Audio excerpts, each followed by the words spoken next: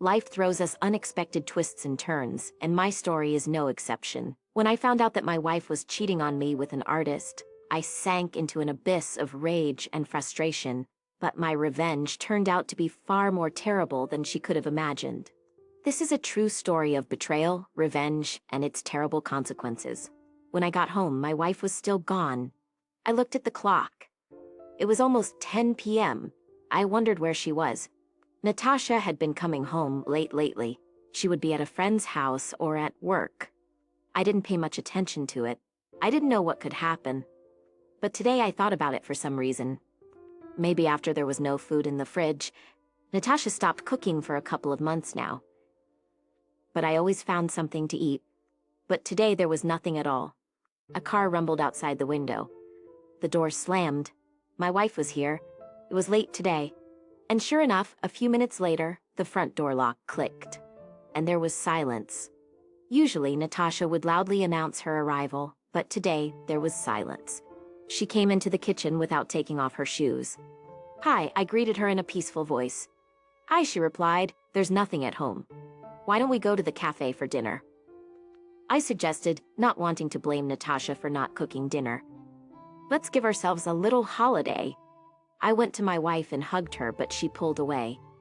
"Yura, we need to talk," she said in a tone that did not bode well.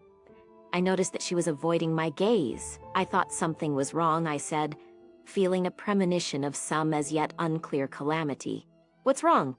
"There's trouble at work," my wife said, sitting down on a stool and still hiding her eyes. "Yura, I'm leaving you. Let's do without scandal and clarification of relations. I've fallen in love with someone else, and I want to be with him. You've been a good husband and father all this time. It's not about you. It's just the way life is. A man should be happy." Natasha looked at me with a guilty look. "I'm sorry, but I can't go on like this." The surprise made me speechless for a while. I looked in front of me, trying to focus my eyes. My heart had fallen into my stomach and was cowering there, struggling to keep a steady beat. "Natasha, what about me, the children?" I asked, my voice not my own. "What children?" she suddenly said angrily. "The children are adults. I'll explain everything to them later. They will understand me. For almost 40 years I've been a housekeeper, a laundress, and a nanny. And for everyone and for you in the first place. I stopped being a woman. I forgot that I could be loved too. And I want to love and be loved. Natasha, my love was not enough for you." I said quietly, "Don't be her kin. I met a man and fell in love with him. Right now I'm leaving for him." Natasha stood up. "Wait." I looked at my wife. "How long have you two been dating?" 6 months now. "But it can't go on like this. I was tired of lying to you and him. And I finally made a decision. It's better, more honest at least." Natasha pulled a pack from her purse and took out a thin cigarette. "This is the news. My wife smokes." "Who's your new man?" I tried to keep my emotions in check. "He's an artist, very talented." Natasha flicked her lighter and looked at me. "Not that." She didn't finish, but her eloquent look told me a lot. Strangely, she never cared about what I did. She thought of my writing as graphomania and child's play. Meaningless nonsense. The only thing that matters is what makes money. Many women, if not all, would have signed on to that proposition. I caught myself thinking about some nonsense. My wife, with whom I have 2 children, with whom I have lived for almost 40 years, is leaving me. And I'm thinking about whether I have talent. Is that bullshit? "Yes, and another thing," Natasha continued. "I want this apartment and half the money from our joint account. I have to live on something and support a young lover." I thought, and I said out loud, "And the fact that my parents left me the apartment, it's okay. But you still have a house in the country." I waved my hand. I didn't have the energy to deal with the division of property. "Natasha, you're an adult and you've made your decision. But I want you to know this. If you leave, there's no going back." The pain was at my throat. I held on with all my might to keep from crying. "Don't be fooled. It'll never happen," she said coldly and haughtily, picked up her bag and walked out of the kitchen. The front door slammed. I looked out the window and saw her get into the car. There was a silhouette looming in the passenger seat. Natasha leaned toward him, and it was clear to me that they were kissing. It seemed to me that Natasha was aware that I could see them and was doing it on purpose to make me feel even more painful. A few minutes later, the car drove away. Away? By the standards of the time, I got married quite early at the age of 20. In my 4th year at the Institute of Mechanical Engineering, Natasha was 1 year younger than me, which was an excellent age difference for creating a strong family. In our 1st year of marriage, we had a son, and 9 years later, a daughter. After graduating from the institute, I joined the Army as a 2-year officer. With a good salary, Natasha did not have to work and could devote all her time to our children. My service went well, and I continued to serve in the Army. I then graduated from the academy and had excellent career prospects ahead of me. However, troubled times began as the Soviet Union was disorganized, and I was sent on long business trips to dangerous areas. On one of these trips, I was severely wounded in the head. At that time, I was already the Chief of Division Intelligence. I spent 4 months in the hospital before being sent to the VVK to determine my fitness for further service. After extensive examinations, they came to the sad conclusion that I was not fit for further service. Despite this, I was given an order, a pension certificate, and a pension for my injuries. My superiors wished me good luck and then forgot about me. And without pensioners, there was plenty of work to do. There were so many generals and officers to take care of. I received my documents and prescriptions and returned home safely. Sometime later, the Soviet Union collapsed. Throughout this difficult time, Natasha stood by my side, supporting me in every way she could. I could see that she truly loved me. I remember waking up in the hospital ward at night and seeing her, exhausted from the day, sleeping on the couch next to my bed. And now, Natasha, look at what you have accomplished. After leaving the Army, I went to work in my first specialty at a large metallurgical plant. 7 years later, I became the chief engineer. I never had any financial problems, and I still don't at the age of 55 when I retired. Unexpectedly, I discovered a passion for writing.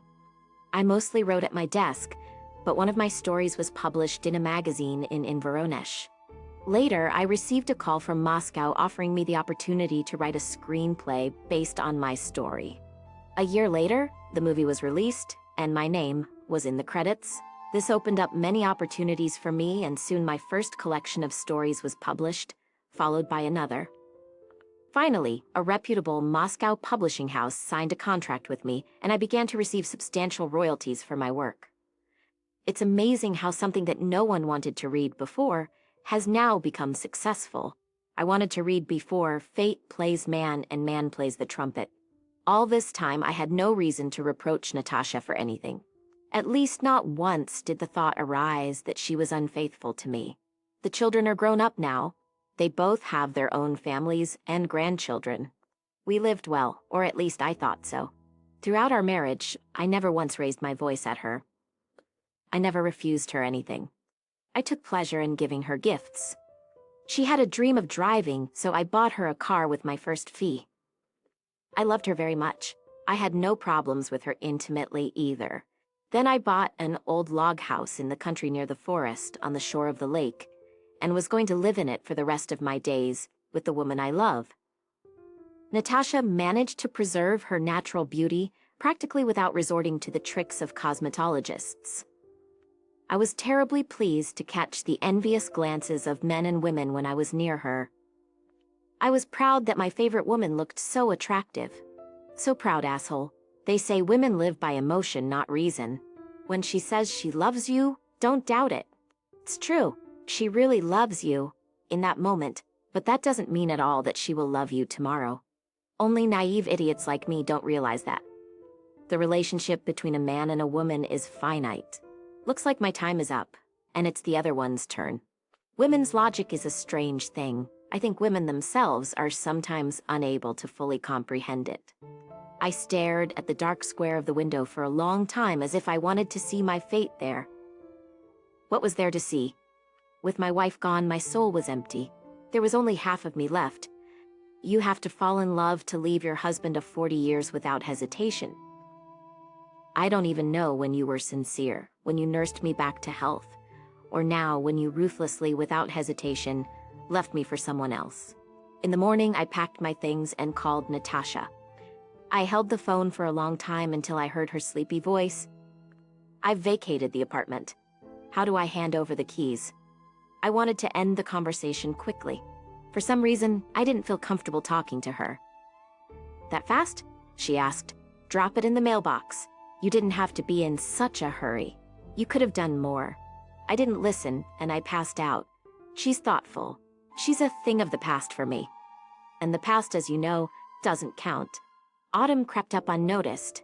Our divorce went quickly and smoothly. We had no property claims against each other. The children are adults. Therefore, in Zakisa, we, without unnecessary conversations, put in our passport stamps on the dissolution of marriage and issued the appropriate certificates. That's it. We are no longer husband and wife.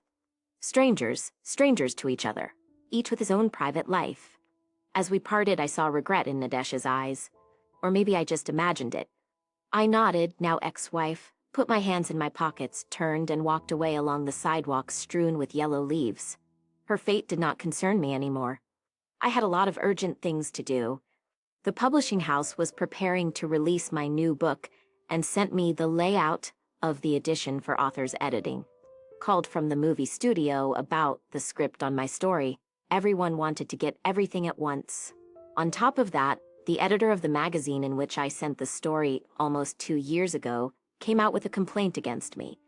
They kept quiet all this time and finally decided to publish it. But it turned out that another publication had printed the story by then. It got to the point where they threatened to sue me, but I hadn't signed any contract with them. So with a clear conscience, I sent them to the place they often write about on fences.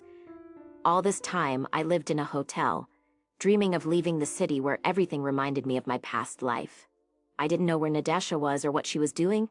I heard vague rumors that not everything was going well in her new family life. What do you want? A young lover requires special treatment. And as I understood it, the main element in the relationship between a 60-year-old young woman and a 40-year-old promising artist was money and real estate. My ex-wife's money and real estate, all the stuff she took after the divorce, their unearthly passion would last forever, until she ran out of money. I knew exactly what they called an artist like that. The only bad thing was that Nadesha, from the butterflies fluttering before her eyes, didn't see it. Or maybe she didn't want to see it. A one-day woman. A woman's summer is so short. I once met her with a beau at the supermarket. A middle-aged guy with a disgruntled look on his face.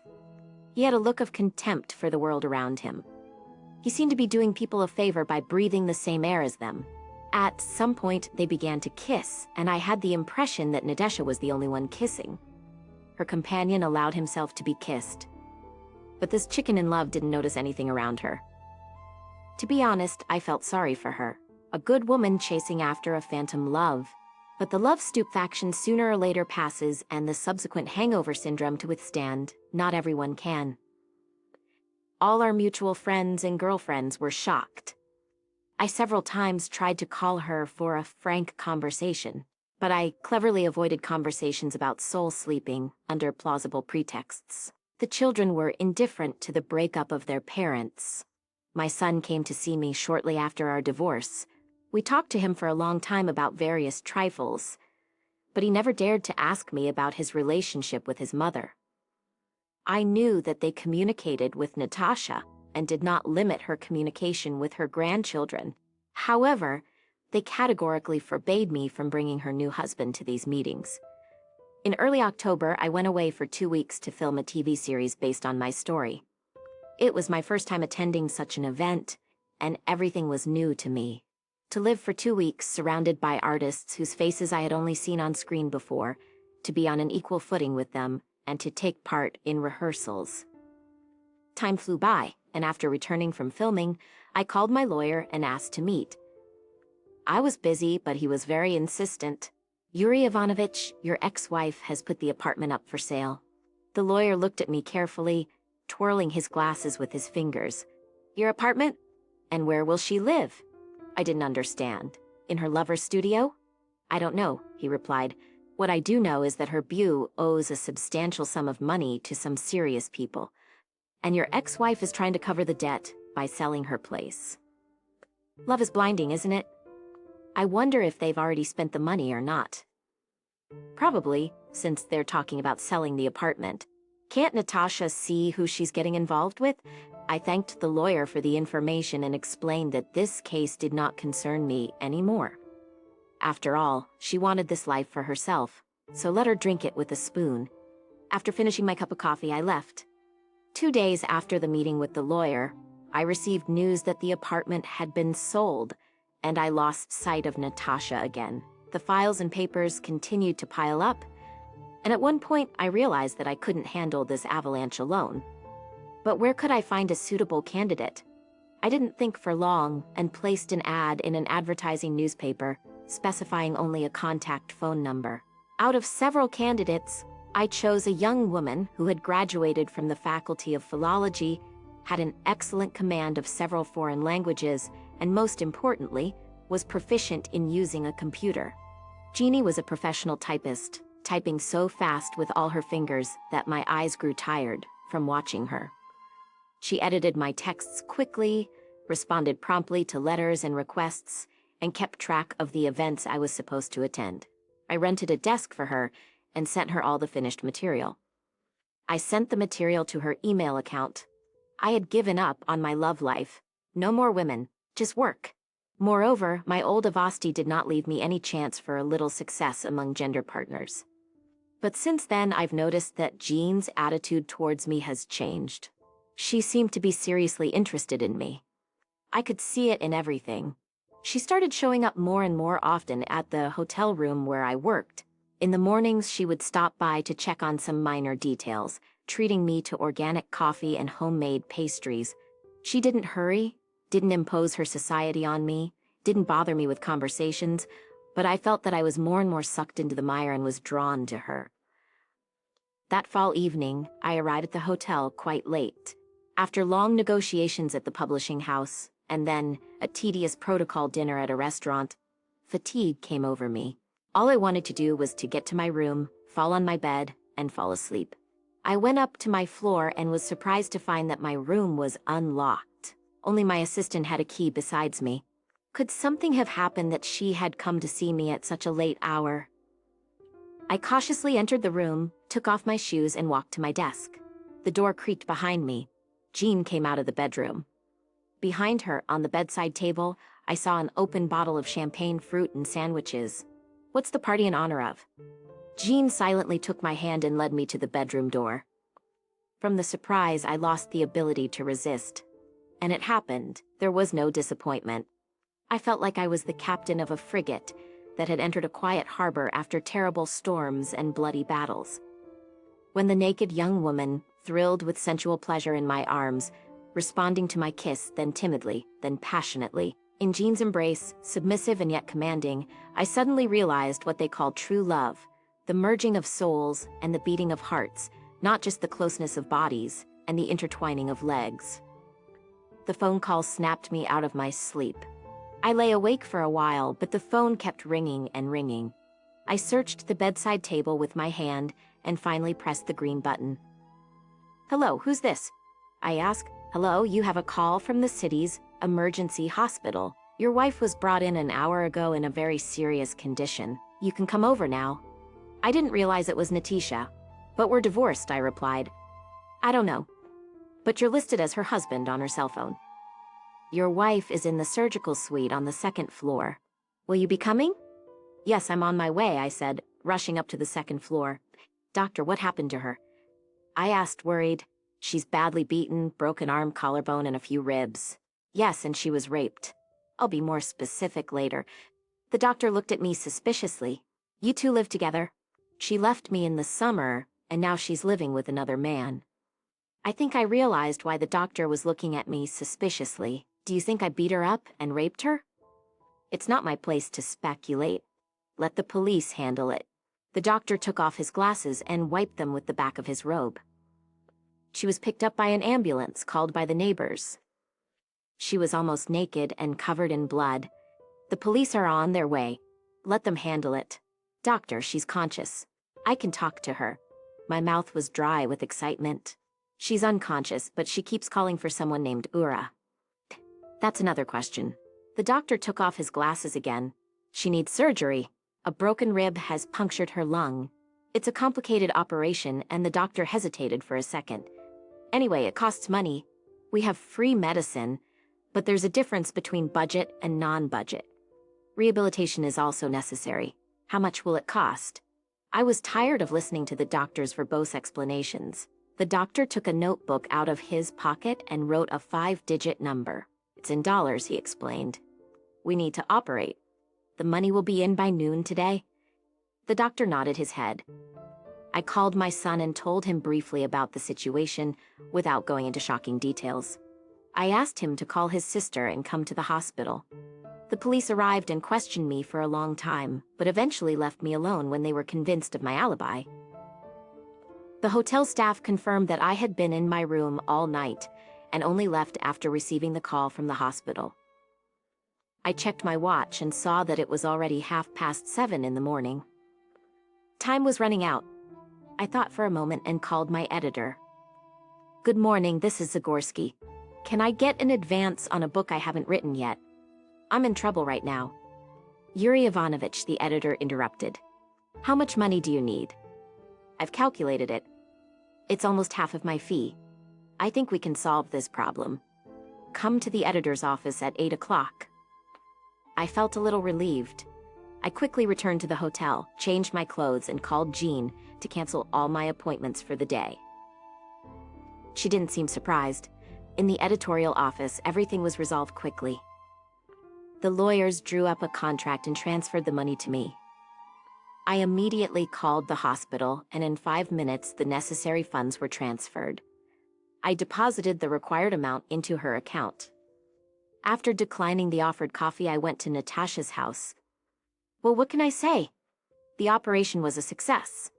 I believe your wife will soon recover. The doctor gave me another intense look. To the police, she claimed she fell down the stairs. I can visit her. However, it won't be for long. She is still weak from the anesthesia. Natasha was lying there, covered by a sheet, tangled up with tubes and wires. When I entered, she looked at me with tears in her eyes. She tried to speak, but I comforted her by stroking her arm. Don't worry, everything will be okay. We hardly spoke during this time. She tried to talk to me, but I avoided any conversation. What was I supposed to talk to her about? We had already said everything to each other.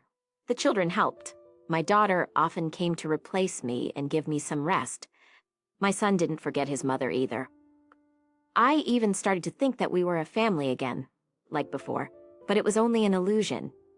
You can't step into the same river twice. After about a month and a half, Natasha started to walk a little, first in the hospital corridor, and then she began going to the park. After 2 more weeks, she was discharged from the hospital. She no longer needed my help. Before I left, I gave Natasha a blue folder with the documents for her apartment and the keys. She didn't immediately understand what was happening and looked at me in surprise. I managed to buy back your apartment and put it in your name. She tried to say something, but instead she burst into tears, without saying another word, and walked away. I had to resist the urge to turn back. A man will never forgive the woman he loves for betraying him. Betrayal has no expiration date, and I loved her too much to forgive her. Throughout this time, I was tormented by one question: what really happened? Natasha adamantly refused to tell me, so I took matters into my own hands. I sat in her yard, talked to the neighbors, and pieced together the events. After living together for a month, it became clear to Natasha and her promising artist that their relationship would not end well. While they had money, they lived comfortably, but then the arguments and scandals began. One day, Natasha caught her husband with 2 drunken friends, and when she tried to kick them out, he hit her. Then they took turns raping her. They tortured her for a long time, even burning her breasts with cigarettes. Breasts, so that the victim would not escape. Natasha was tied to a chair, but when they passed out in a drunken frenzy, she managed to untangle the ropes and escape from the apartment. I already knew what happened next. I understood why her new husband had never come to see Natasha. I had expected something like this. Life has strange surprises sometimes. I learned that one of the men who had raped Natasha had committed suicide by throwing himself out of his own kitchen window. The police, as usual, failed to establish the reason for such a desperate act. The other rapist was found in the morning hanging from a noose. But in this case it was clear he had been drinking heavily with his friends the night before, and this was the result of his hangover. You can't beat fate. It was late at night when I parked the car a block away from the house where the talented artist's studio was located. Putting on my gloves and pulling the hood of my jacket over my head, I approached the entrance. The usual code lock with a standard set of numbers. I entered the building and went up to the correct floor. There were 2 apartments on that floor. I taped the neighbor's door peephole with gum and took out a bunch of soap boxes. Remember to protect your hands. It took a minute to find the right key. I gently picked the keyhole. The lock clicked quietly and the door opened. It was a standard Khrushchevka apartment.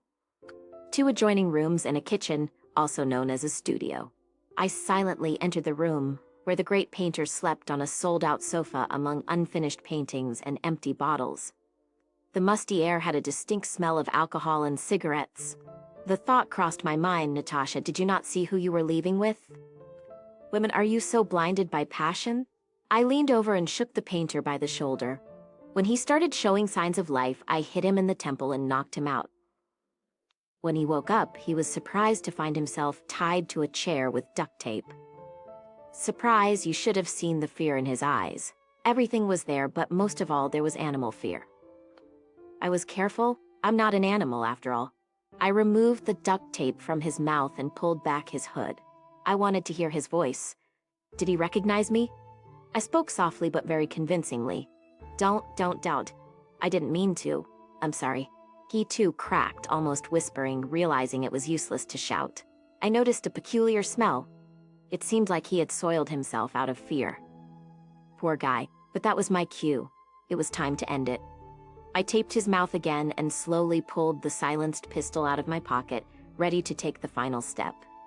Taking the safety off, the cartridge was already in the chamber, and I didn't have to pull the bolt. And then I put it in a plastic bag so that I wouldn't have to look for a cartridge case later. With a practiced movement, I pointed it at the artist's head and pulled the trigger lightly. The TT twitched, going slightly upward, and the bullet hit the right place. In the car, I changed clothes and stuffed my clothes, gun, and gloves into a bag. Driving along the embankment, I stopped and got out.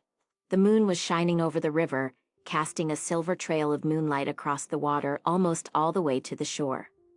I threw the bag into the water. 3 years had passed. My car raced down the highway, churning up the light snow that had fallen overnight, leaving behind a fast, dragging trail.